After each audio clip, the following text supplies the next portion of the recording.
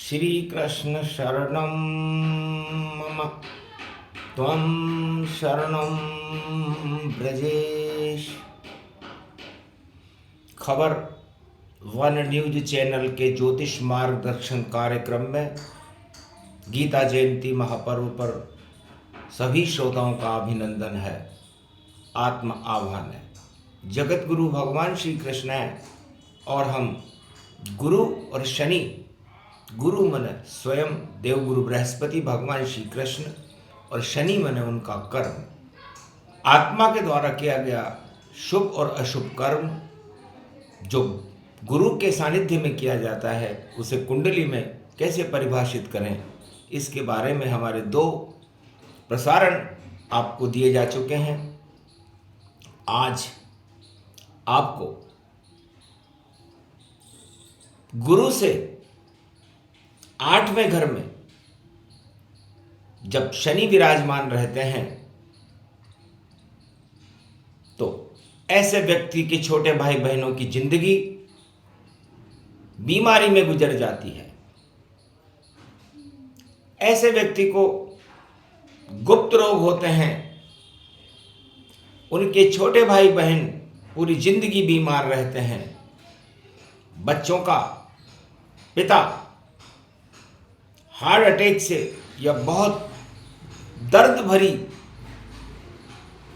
मौत से जिनकी मृत्यु होती है, यदि 8वें घर से गुरु से शनि बैठे हुए हों, उनके बच्चों का पारिवारिक जीवन बिल्कुल खराब रहता है। ये गुरु से शनि के 8वें घर का फल है। 9वां घर यदि गुरु से शनि 9वें भाव में विराजमान हो तो छोटे भाई बहन की जल्दी मृत्यु हो जाती है। ऐसे व्यक्ति जिनकी कुंडली में ये योग है, लंबी यात्राओं में भारी परेशानी का सामना करना पड़ता है। ऐसे व्यक्ति हमारे जिस जाति में जन्म लेते हैं उनके संस्कारों के विरुद्ध उनका विवाह होता है और वह विवाह की सारी परिस्थितियों को, संस्कारों को बदल करके विवाह करते हैं। नौकरी में ऐसे व्यक्ति को भारी परेशानी का सामना करना पड़ता है। जब बृहस्पति जिस घर में विराजमान हो उसके 9 घर आगे शनि विराजमान हो तो ये फल कुंडली में देखने को मिलते हैं। यदि कुंडली में जहां पर बृहस्पति विराजमान है, गुरु विराजमान है, उसके आगे 10वें घर में यदि शनि विराजमान है तो पुत्र जन्म के बाद पिता को भारी समस्याओं का सामना करना पड़ता है। पिता का परिवार और पुत्र के परिवार में शादी के बाद भारी समस्याएं सामने खड़ी रहती हैं और संकट की स्थितियां उनके परिवार में बनी रहती है। पिता और पुत्र विदेश या प्रदेश में नौकरी करने के लिए उन्हें जाना पड़ता है और उनकी दाहिनी शरीर के दाहिनी साइड पर किसी भी अंग में दुर्घटना से काफी चोट लगती है। और यदि जिसकी कुंडली है, जिसमें ये योग है, उसके छोटे भाई की पत्नी की मृत्यु जल्दी हो जाती है यदि देवगुरु बृहस्पति से शनि 10 घर आगे विराजमान हो। यदि कुंडली में शनि से 11वें घर, गुरु से 11वें घर में शनि विराजमान हो तो ऐसे व्यक्ति को अपने दोस्तों से बहुत हानि उठानी पड़ती है। बुरी संगत के कारण उसे काफी नुकसान होता है और जैसे सटोरिया और गैम्बलर अपनी जिंदगी जीते हैं वैसी जिंदगी उन्हें जीनी पड़ती है। नशा करते हैं, नशे की लत रहती है और 30 वर्ष के बाद उन्हें समस्या से सफलता की ओर जाने का मार्ग प्रशस्त हो जाता है। यदि ऐसी व्यक्ति की कुंडली जिसमें गुरु से शनि 11 में बैठे हैं तो उनके बड़े भाई की मृत्यु विदेश में होती है।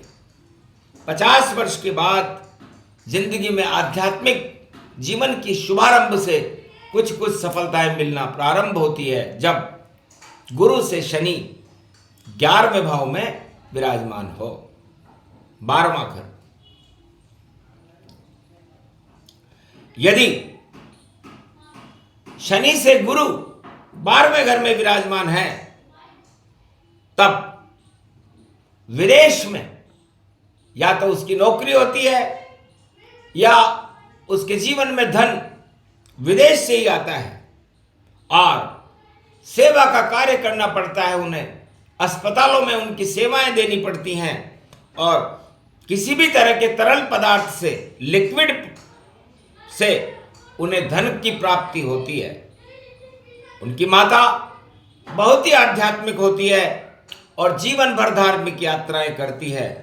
उनके बच्चों की आयु लंबी होती है, लेकिन ऐसे व्यक्तियों की कुंडली में जिनमें गुरु से बृहस्पति 12 में बैठे हुए हैं, उनके शत्रु छिपे हुए और मजबूत होते हैं और ऐसे व्यक्तियों को जेल की जिंदगी काटनी पड़ सकती है, जेल जाने की संभावनाएं बनी रहती है और उसके पिताजी ज्यादा परेशान रहते हैं। इस तरह हमने इन 4 प्रसारणों में आपको गुरु से शनि की गति को बताया और ये आप किसी भी कुंडली पर यदि लगाएंगे तो चाहे वो विदेश में हो, देश में हो, महिला हो या पुरुष हो, आपको वही फल मिलेंगे जैसे हम बता रहे हैं। लेकिन ये फल केवल गुरु से शनि के बारे में बता रहे हैं। यदि वहां पर अन्य और भी ग्रह बैठे हुए हैं तो ये फल बदल जाएंगे। इसलिए हमने आपको साधारण तरीके से एक साधारण जानकारी दी है कि जब गुरु और शनि का पहले से लेकर 12वें भाव तक कोई संबंध बनता है तो उस संबंध के परिणाम कैसे होते हैं, इसकी जानकारी आपको दी गई है। जय श्री कृष्ण।